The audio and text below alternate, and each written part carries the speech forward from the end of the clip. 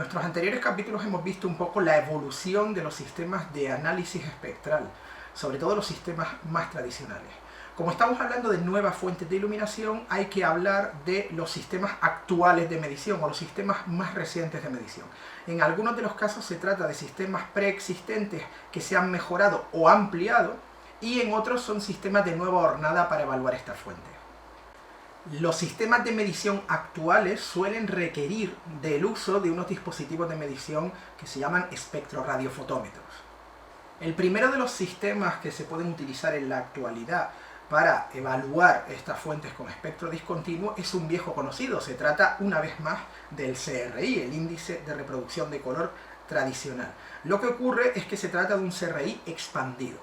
Tradicionalmente, para evaluar el índice de reproducción de color, el CRI, lo que se hace es hacer una media aritmética de 8 valores correspondientes a la reproducción de esa fuente de 8 colores pastel que estaban en el atlas de color del sistema de Munce, y a partir de ahí hacer una media, insisto, de aritmética de estos 8 parches, de cómo responde la fuente de iluminación y compararla con el de una fuente de referencia. La fuente de referencia del CRI es siempre una fuente de incandescencia. Ambas con supuestamente la misma temperatura de color correlativa, y al ver una y otra se sabe exactamente cuál es el valor o el índice de CRI. A la media aritmética de los 8 valores que tiene el CRI tradicional se le llama RA. Pues bien, esto, como hemos dicho en otras ocasiones, en capítulos anteriores, no es suficiente para la saturación extrema que son capaces de conseguir ciertas fuentes de iluminación como los LED. Con esos 8 parches no basta. Sin embargo, no se suele mencionar que en realidad el CRI consta de 14 parches, no de 8. Es decir, que nosotros podemos usar ese valor extra para ayudar a hacer la comparativa más justa con las fuentes de iluminación con colores muy saturados. Dentro del CRI expandido es esencial el parche con valores R9. ¿Por qué? Porque ese R9 corresponde al rojo, y el rojo es determinante a la hora de conocer si la fuente de iluminación que sea es capaz de iluminar y de reproducir fielmente el color de los tonos de piel humanos. Porque el rojo es el principal componente del rostro de todas las etnias humanas. Es el color de la sangre que pasa por los capilares que están bajo la epidermis. De manera que es esencial para poder hacerlo con propiedad.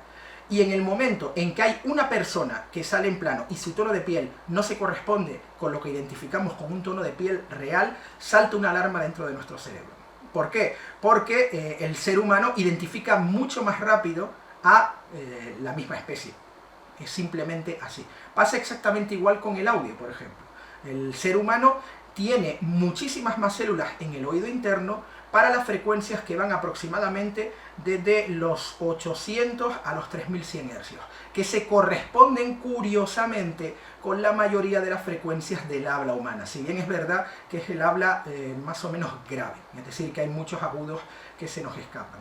Pero ahí, insisto, hay muchísima más información.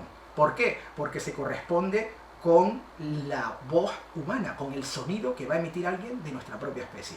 Pues lo mismo ocurre con los tonos de piel. En el momento en que vemos un tono de piel humano, nos llama muchísimo más la atención que cualquier otra cosa que haya en el plano. Aunque ese tono de piel corresponda a una persona que no pinta nada en el plano o que no es importante para la narración. Desde luego, tiene mucha más importancia para nosotros que cualquier objeto o cualquier otro tipo de animal que no sea un ser humano. Así que el rojo, vuelvo a lo mismo, es absolutamente fundamental. Una desviación en el tono de piel que no esté justificada por el entorno en el que ocurre la escena, o que no esté justificada porque hablamos de un mundo de fantasía en el cual la gente es amarilla o verde o azul, canta horriblemente y nos saca inmediatamente de la narración.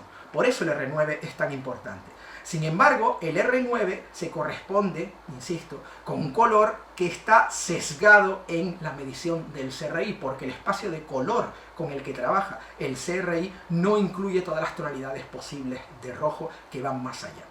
¿Esto qué significa? Pues significa que normalmente es el parche que peor reproduce el CRI.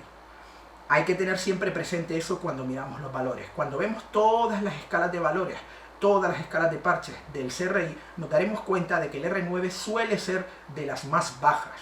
no hay que alarmarse. Incluso un R9 de 0 es más o menos decente. Uno de 50 es bueno y a partir de 75 muy bueno. Mientras que en otros parches tenemos valores superiores a 90, en este vemos siempre que queda un poquito más corto. Pero insisto, esto es porque el espacio de color del CRI no abarca todos los rojos posibles y no es tan fiable. Por otro lado, otro de los parches a los que tradicionalmente se le ha dado mucha importancia en el CRI extendido es el R15. Se supone que el R15 se corresponde con la piel humana caucásica. A día de hoy se sabe que esto no es cierto. El R15 se corresponde mucho mejor con los tonos de piel asiáticos.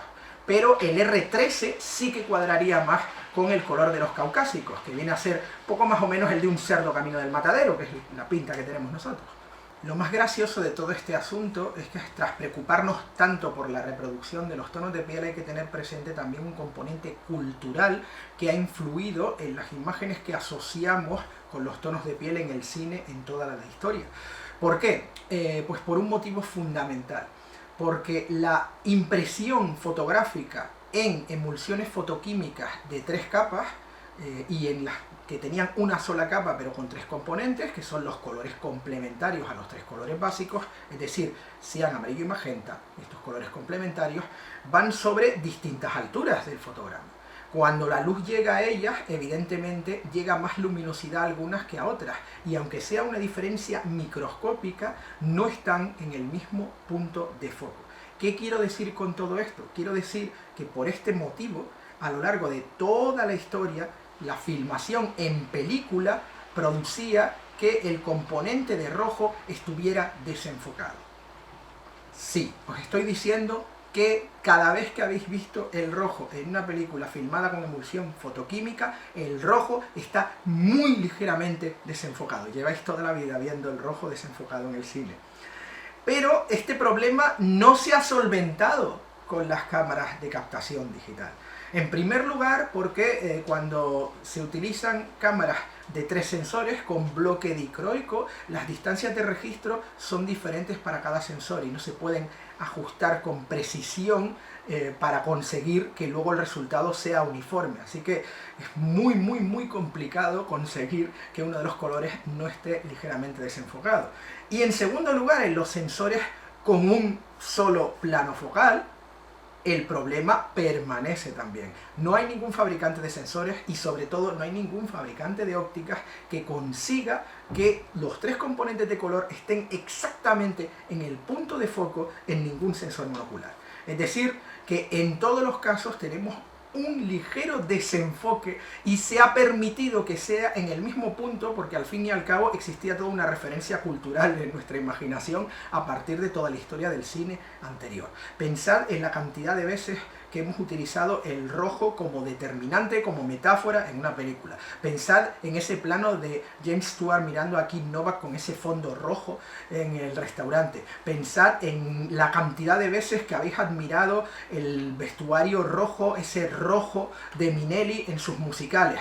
Pensad, en fin, pensad en todo eso. Pues todas esas veces nuestra asociación con el rojo es que está desenfocado.